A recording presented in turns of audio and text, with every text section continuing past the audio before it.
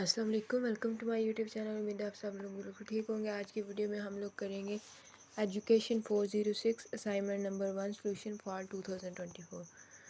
जो क्वेश्चन है हमारे पास वो है, describe 5 techniques of critical thinking that you think are the best ideas.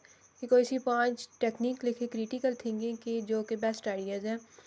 How do this technique contribute to enhancing your critical thinking skill, justify your answer with an example.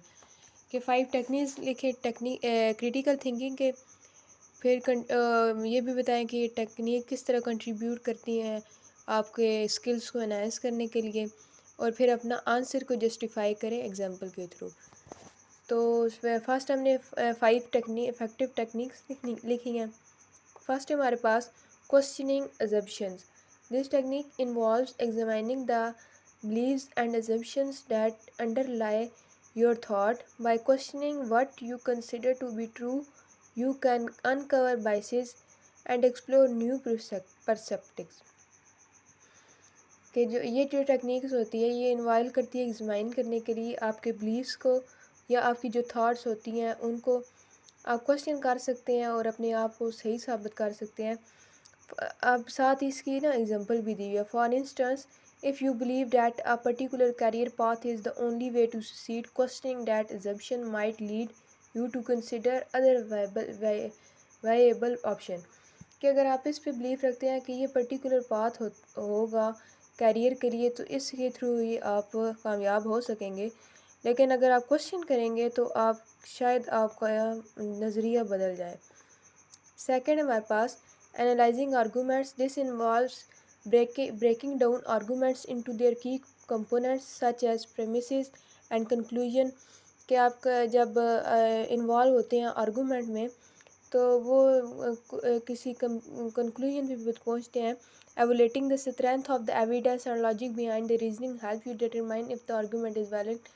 कि आपके जो उनसे एविडेंस होता है, जो आप सबूत दे रहे होते हैं, उसकी लॉजिक को और उसके रीज़न को डिटरमाइन करके आप बता सकते हैं कि आपका आर्गूमेंट वैलिड है या नहीं। फॉर एग्जांपल, साथ ही इसकी example, someone argues that a specific policy will solve a social issues, analysing their argument help you assess its effectiveness based on evidence. कि अगर कोई बंदा इंसान आर्ग्यू कर रहा है कि इस तरह की पॉलिसी लेके आओ तो ये सोशल इश्यूज कम हो जाएंगे, तो आप वो आर्गूमेंट आपको हेल्प करेगा इफेक्टिवनेस के थ्रू या एविडेंस के पास पहुंचने में। थर्ड हमारे पास evaluating evidence. Critical thinking require you to assess the quality and relevance of evidence supporting a claim. This include looking for credible sources, considering potential biases and understanding the context for. जो critical thinking होती है वो आपको require करती है कि आप assess करें क्वालिटी ऑफ रेलिवेंस को, मतलब जो एविडेंस जो आपको सबूत दिया हुआ है उसके सपोर्टिंग में। This include looking for credible sources, ये मतलब सोर्सेज को भी देखता है, पोटेंशियल बेसिस को भी देखता है, और जो कंटेंट होता है, कंटेक्स्ट होता है, उसको अंडरस्टैंड भी करता है। अब इसकी एग्जांपल ये है कि when researching health information, evaluating studies from reputable journals is curricular compared to relying on uneducated evidence from social media। कि एक रिसर्चिंग जो हेल्थ है उसके बारे में आपने अगर इंफॉर्मेशन लेनी हो तो एक आप वेल नोन जर्नल से ही उसके बारे में सारी स्टडीज़ वगैरह लेंगे, एज़ कम्पेयर तो मतलब कोई आम से जर्नल से, कोई भी सोशल मीडिया से। तो मतलब एक जो सा एविडेंस जो आपका मजबूत हो उस पर आपको करना चाहिए। फोर हमारे पास considering alternative.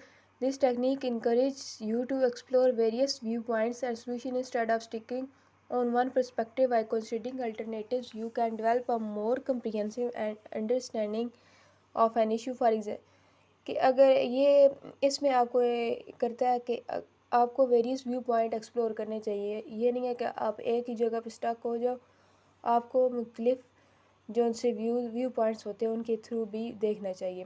For example, one face with a problem in a group project, evaluating different strategies for task distribution can lead to a more effective collaboration. कि आप अगर जब आप ग्रुप में प्रोजेक्ट में काम कर रहे हो तो आप डिफरेंट स्ट्रेटजीज़ को एवेलुएट करते हैं, तब जाके आपको इफ़ेक्टिव कोलैबोरेशन होती है। फिफ्थ हमारे पास reflective thinking. Reflective thinking involves taking the time to analyse your own thought process and decision. कि इसमें ये होता है कि ये वो टाइम होता है जब आप खुद को एनालाइज करते हो, अपनी थॉट्स को और अपने डिसीजंस को। This self awareness help you identify biases and improve your reasoning. ये सेल्फ अवेयरनेस आपको खुद में इम्प्रूवमेंट का मौका देती है। फॉर इंस्टेंस आप completing a presentation reflecting on what work well and what did not help you enhance your skills for future presentation. कि जब आप एक प्रेजेंटेशन कंप्लीट कर लेते हो, फिर उसके बाद आप खुद को जज करते हो कि आपने किधर काम मिस्टेक किया है, तो नेक्स्ट टाइम आप अपनी प्रेजेंटेशन में वो मिस्टेक ना करो। कंक्लूजन ये है कि this technique contribute to enhancing critical thinking skills by promoting a systematic approach to analyze information and making decisions. They encourage you to think deeply and critically, leading to better problem solving and decision making abilities. कि ये जो techniques होती हैं ये आपको improvement का मौका देती हैं डिसीजन मेकिंग में, प्रॉब्लम सॉल्विंग में। For example when writing an essay using these techniques allow you to critically evaluate your sources, construct strong arguments and anticipate counter-argument. This not only strengthens your essay but also deepens। अब इसमें यही है कि आप जब ऐसे लिखते हैं तो ये टेक्निक अगर आप यूज़ कर सकें तो आप बहुत अच्छा लिख सकते हैं, अपने आर्गूमेंट्स को स्ट्रॉन्ग बनाएं, उसकी हेल्पफुल इनसाइट्स सब कुछ कंक्लूजन सब कुछ दें, तो आपका ऐसे बहुत अच्छा होगा। तो ये थी आज की असाइनमेंट। उम्मीद है आपको वीडियो अच्छी लगी होगी। वीडियो अच्छी लगी है तो लाइक करें, चैनल को सब्सक्राइब करें। अल्लाह।